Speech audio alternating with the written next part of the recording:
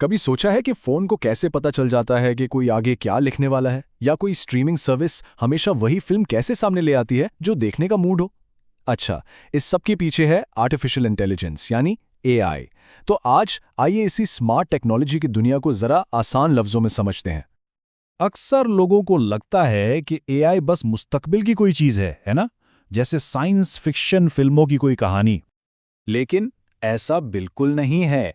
ये कोई आने वाले कल की टेक्नोलॉजी नहीं, ये तो पहले ही यहाँ है और हमारी जिंदगियों का हिस्सा भी बन चुकी है। तो चलें सबसे पहले इस ख्याल को ही ठीक करते हैं कि एआई कोई साइंस फिक्शन है, क्योंकि हकीकत जो है ना वो फिल्मों से कहीं ज्यादा दिलचस्प है। देखें, जब हम एआई का नाम सुनते हैं तो जहन में अक्सर फिल्मों वाले खौफनाक रोबोट्स आते हैं, लेकिन असल में एआई क्या है? एक मददगार सॉफ्टवेयर। हम सोचते हैं कि इसमें इंसानों जैसी सोच या शऊर है। नहीं, ये बस डेटा में से पैटर्न्स यानी मिलती जुलती चीजें ढूंढने में माहिर है। और ये जो दुनिया पर कब्जे वाली बात है वो सब कहानियों में ही ठीक है। हकीकत में ये सिर्फ एक टूल है जो इंसानों ने अपनी मदद के लिए बनाया है।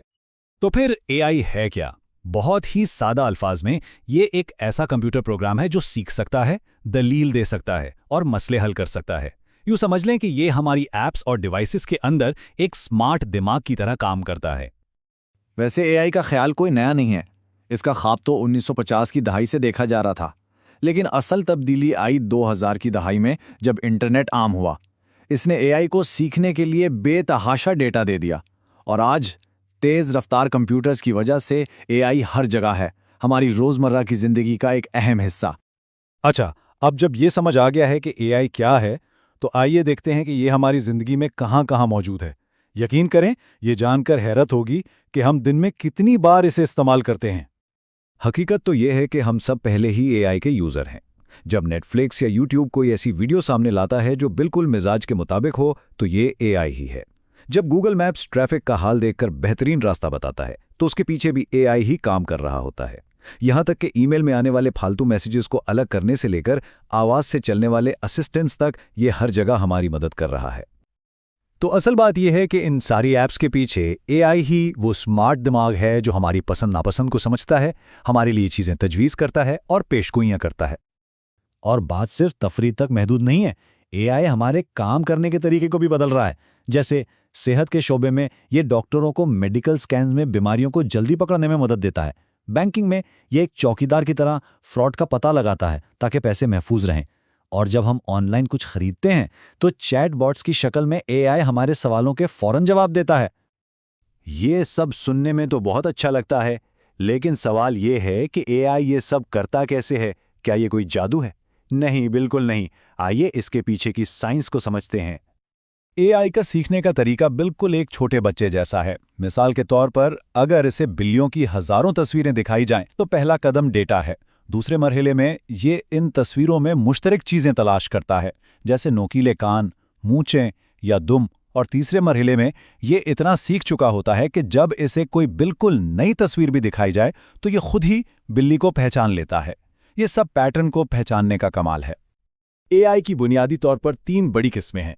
एक है प्रिडिक्टिव एआई, जो मुस्तकबिल की पेशगोई करती है, जैसे मौसम कैसा रहेगा। दूसरी है जेनरेटिव एआई, जो बिल्कुल नया मवाद बनाती है, जैसे कहानियां लिखना या म्यूजिक तैयार करना।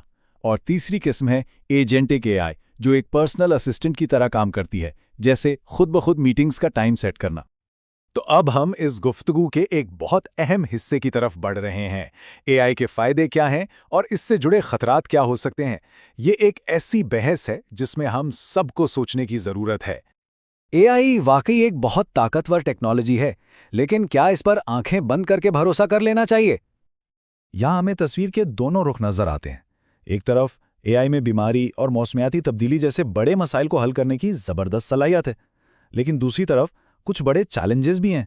अगर एआई को सिखाने वाला डेटा ही गलत हो तो क्या उसके फैसले भी गलत नहीं होंगे? हमारी ज़ाती मालूमात का इस्तेमाल कैसे हो रहा है? और सबसे बड़ा सवाल, इससे मुलाजमतों पर क्या असर पड़ेगा? इन सवालों पर संजीदगी से गौर करना बहुत ज़रूरी है। जिम्मेदाराना इस्तेमाल की एक बेहतरीन मिसाल यहाँ हमारे सामने है। अहमद कुरान के तर्जमे को समझने के लिए एआई का इस्तेमाल करता है, लेकिन वो इसे किसी के साथ शेयर करने से पहले मुस्तनद इस्लामी स्कॉलर से उसकी तस्दीक जरूर करवाता है। बिल्कुल, यही है जिम्मेदाराना इस्तेमाल। याद रखें, एआई सिर्फ एक आला है। इसका सही इस्तेमाल इंसानी हिकमत और निगरानी का मोहताज है। तो एआई के साथ हमारा मुस्तकबिल कैसा होगा? क्या ये इंसान और मशीन की कोई जंग होगी? नहीं, बल्कि ये एक नई और बहुत दिलचस्प पार्टनरशिप का आगाज है। इस मामले को इंसान बमुकाबला मशीन के तौर पर बिल्कुल ना देखें। बेहतरीन मुस्तकबिल तो इंसान और मशीन के साथ मिलकर काम करने में है। एआई को एक को पायलट की तरह समझ ले। ये वो सारे बार बार दोहराए जाने वाले या बहुत पेचीदा काम संभाल सकता है जिससे इंसानों को ज्यादा वक्त मिलेगा वो काम करने के लिए जो सिर्फ वो ही कर सकते हैं, यानी तख्लीकी होना, नए आइडियाज पर काम करना और एक दूसरे के साथ हमदर्दी से पेश आना। यह हमारी जगह लेने नहीं, हमें मजीद बेहतर बनाने के लिए है। तो आखिर में एक सवाल पर बात खत्म करते हैं। जरा सोचें, अगर एक एआई असिस्टेंट मिल जाए तो वो कौन सा पहला सबसे बोरिंग काम होगा जो उसके हवाले किया जाएगा?